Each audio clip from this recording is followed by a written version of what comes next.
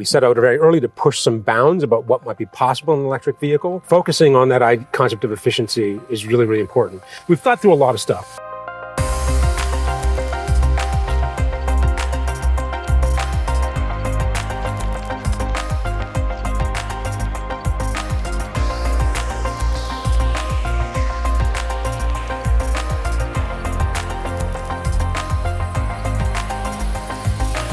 Lucid is an EV-only company. Yes, we are. So this is an interesting thing. I always talk about that being a bit of an advantage. If you've got a mix of gasoline and electric vehicles, you've got to figure out how you're going to manage on the sales floor. It's a very different language when the salesperson is talking to the customer. In this case, there's nothing to distract you. This is the vehicles that you have to sell. Right. You understand the vehicle, you understand electric, and I think this is an advantage. So you guys have been pretty successful with the Lucid Air, and now we've got something new that's just coming out, the Lucid Gravity, right? Right. Well, first of all, in terms of who we are as a company, Lucid Motors, we're a US-based company, headquartered in California. The cars are all manufactured in the state of Arizona. And to your point, I think more than anything, the advantage that we have as a new player in the field and being solely focused on electric vehicles is it allowed us to really focus on maximizing the potential of that technology. So we set out very early to push some bounds about what might be possible in an electric vehicle by designing and engineering and manufacturing all of our own electric powertrain componentry, which allowed us to get, for example, in the case of the Lucid Air sedan, a car capable of an NR Canada range rating of up to 824 kilometers. So I just want to catch this piece. 824 kilometers is on a single charge. Is an enormous range. My kind of daily driver does about just shy of 600 kilometers, which frankly, unless I'm traveling somewhere, I'm never looking down. So 800 is great. And this could solve certainly the Toronto to Ottawa, Toronto to London. How do I get to Collingwood and back? No problem at all. Even given a little bit of temperature fluctuation, a 20% drop, something like that, we're still tons of range. Yeah, and we've already seen, journalists have been testing the cars in Canada now in cold areas like the province of Quebec, where they find that, even in the cold, yes, you lose a bit of range, but you can still go an incredibly long distance. The other thing about that to note, though, is yes, the ranges are really long. The natural assumption is, wow, the batteries must be really big. But as a company, we're very focused on maximizing efficiency. So for us, our vehicles, in the case of the Lucid Air sedan, can go anywhere between about 7 kilometers to, in the case of our Grand Touring, which is the range champion, up to 8 kilometers per kilowatt hour. And that distance per kilowatt hour is a really important metric because it shows just how we're able to maximize the potential of the battery by really focusing on efficiency throughout the vehicle. I think this is a complicated piece for typical people to get the difference between kilowatt and kilowatt hour and range and efficiency. It's a difficult conversation sometimes. Well, I understand. It's a lot of new language, it's a lot of new concepts, but the key thing to note though is by trying to maximize the potential range for any given size of battery, it allows us to really focus on making the batteries as small as they can possibly be. And smaller batteries have nothing but upside. It reduces the cost of the vehicle because that is the most expensive component in the vehicle. It reduces the weight of the vehicle, which has attendant benefits in terms of handling and ride quality and all that stuff. And of course, we're using fewer precious metals and resources like that to make a smaller battery. So it has nothing but upside. So focusing on that concept of efficiency is really, really important. So we really set new bounds with what's possible in an electric vehicle with the Lucid Air. And because our powertrains are also very compact, in fact, our electric motor and our inverter are about small enough that you can fit inside a carry-on suitcase. That's amazing. Truly. And we're in the sedan, the Lucid Air, we were able to really maximize the space inside the vehicle by packaging around that to maximize the space inside for passengers and also for stuff. And so we maximized that in a sedan form, and we took all those lessons that we learned and applied it to a full-size SUV. And so that's what we have here today with the Lucid Gravity. So just to be clear, the Lucids these are a high-end vehicle. So I think owners and drivers have an expectation that you would go the extra mile for them when you're producing it. We're very focused on the charging end of it. We're electrical contractors, so that end of it. I understand range, But the other piece is when I get to the charger, how fast can it accept the charge? Because I want to be on my way and I don't want to be spending too long at the charger. And now as we're putting in larger chargers, I think we're starting this year to see a lot more of the 350 kilowatt charger. How much we'll be able to take advantage of that opportunity?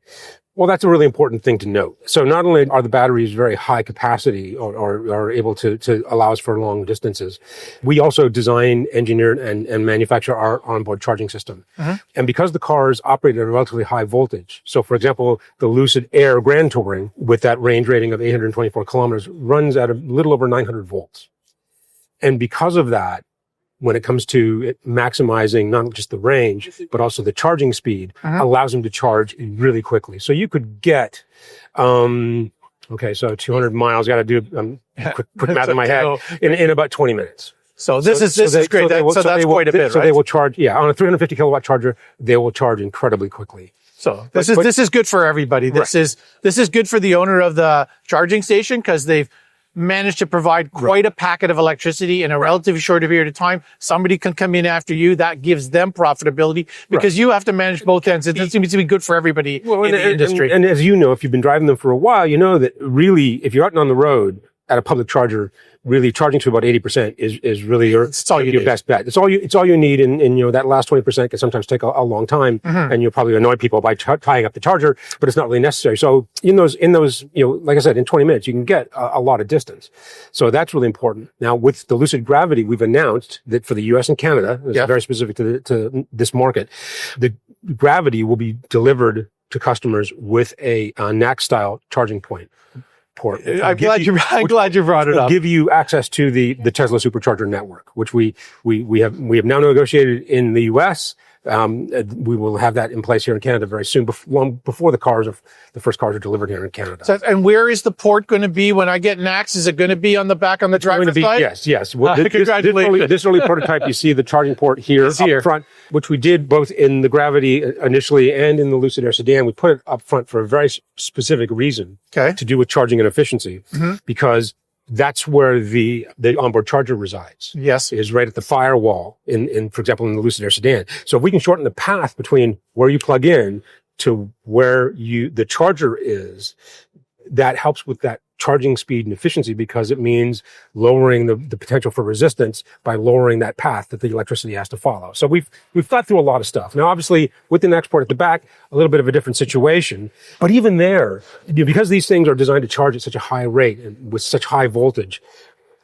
most Tesla superchargers, except for the most recent versions, the V4s, I guess, charge compared to, say, Electrify Canada or whatever, charge at a much lower voltage. Now, most manufacturers would say, well, okay, that's just what it is. You plug it in and whatever the charger gives you, we're just all going to have to live with that. In the case of the Gravity, that wasn't good enough for our engineers. So they developed proprietary technology that allows the vehicle, when you plug it in, to actually engage the remote motor to kick the voltage up. So if you're charging at a 400 volt Tesla supercharger in a Lucid Air, the voltage will actually, from the vehicle, push the voltage up to allow the car to charge faster than it would have charged if you just didn't have that technology and plugged into that, 400 volt system. So I know we're talking a lot of technical stuff, but this is what most people come and they see the features and what have you in the vehicle, but they don't realize all of these back end pieces. And when you're driving, all of this is very important. It's a bit complicated technology, but here's the bottom line. These things on an Electrify Canada 350 kilowatt hour charger can charge incredibly quickly.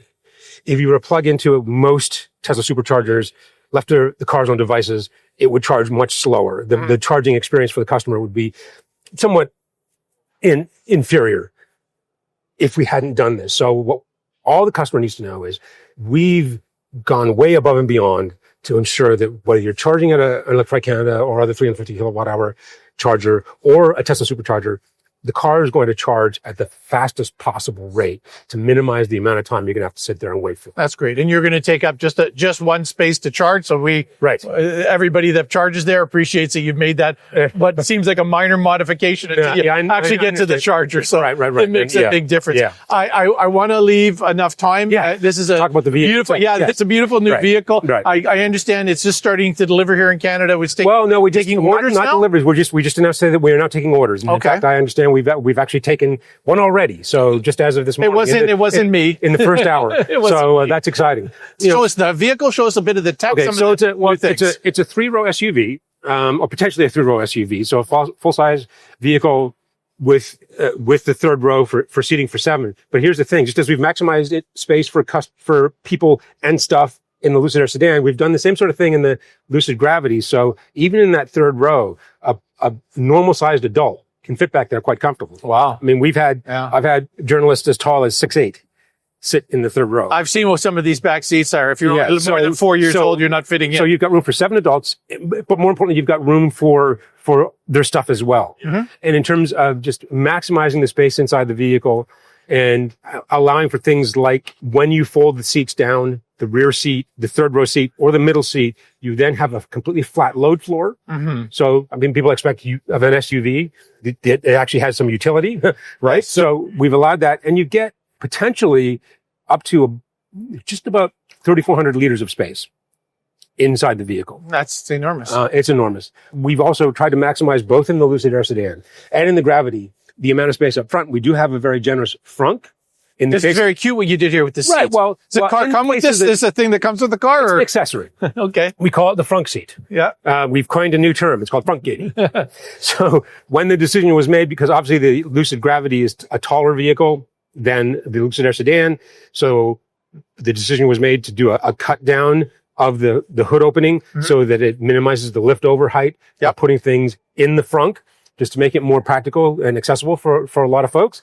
And then with the space, the designers, sort of looking at it and think, gosh, what other fun thing could we potentially do with this? And they came up with this concept of the frunk seat. So, and you can also see here that, when the hood's open, you get a nice little bit of shade or elements. That's great for the car shows. And right. And we've even built in cup holders. What would it be without cup holders? There you go. So I understand that the display inside is amazing. Yes. That bit of the tech that came with the vehicle. Can we take a look at it? Sure.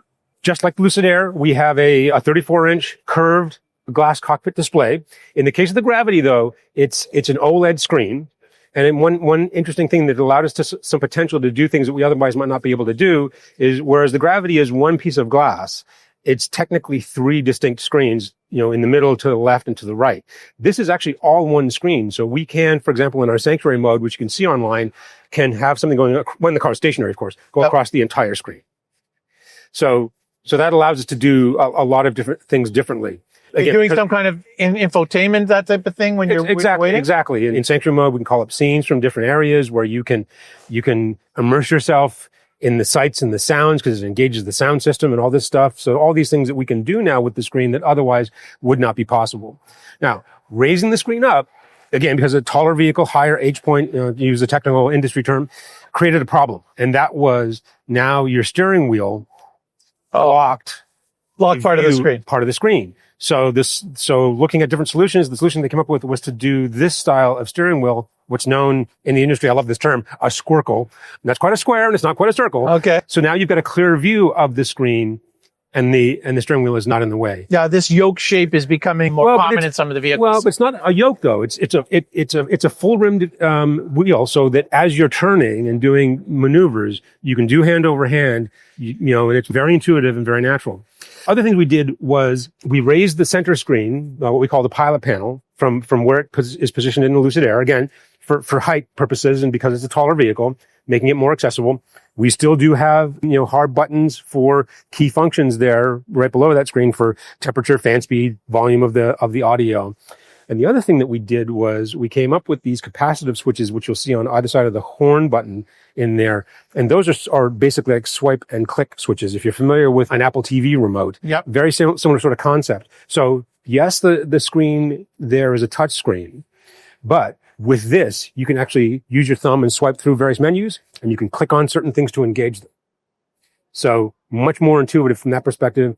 And I find this very handy. You get used to it very quickly, and your eyes are on the road. Exactly. That's exactly the concept. Your eyes are on the road, your hands are on the wheel to try and make it as safe as possible. That's good. I need to ask. Yes. We need to know when I'm ready, because somebody ordered one already. Yes. What are they paying for this vehicle? Okay. So here in Canada. Sometimes leave the hard part to the end, Well, here in Canada, right now, we've announced 2 models, what we call the Lucid Gravity Touring, which is the entry point. And that starts at 113.5. Okay. And that includes destination documentation and the federal air conditioning tax. And then for the Grand Touring, which gives you the larger battery, higher voltage, longer range. We've seen National Resources Canada numbers yet, but for the Grand Touring, much like in the Lucid Air Sedan, be the range champ, we're looking at something a little north of 700 kilometers. So, and the price was? And that one starts at 134.5. On 34. So just to be clear, because we talked about it at the beginning, this is a high-end vehicle. Yes. Let's not sometimes people are stuck in the EVs cost more money. Sometimes cars cost more money because that's the part of the market that the car is going after. Right. There's lots of other vehicles available here in different price points. So just to be clear about, there's people that want cars in this range, and it's perfectly fine, and they bought them when they were gasoline cars as well. You're paying for the best electric vehicle technology in the industry. If you look inside the interior of either of our vehicles, be it the Lucid Gravity or the Lucid Air, you're looking at a vehicle that has a very curated interior in terms of the materials and the fit and finish. Our approach is a little bit different. The cars are designed in California, so it's a bit more of a California cool mid-century aesthetic than, say, a traditional luxury vehicle might have. But the materials are all of a very high quality and also designed with an eye towards sustainability. Great. Dave, this has been tons of information. We got a lot of charging information, which I really appreciate. The car does look great. I wish you luck. Enjoy the show. Thank you. I hope that I come back in 3 or 4 days. We'll see you have this much energy left. So thanks very much. All right. My pleasure. Thanks for the time.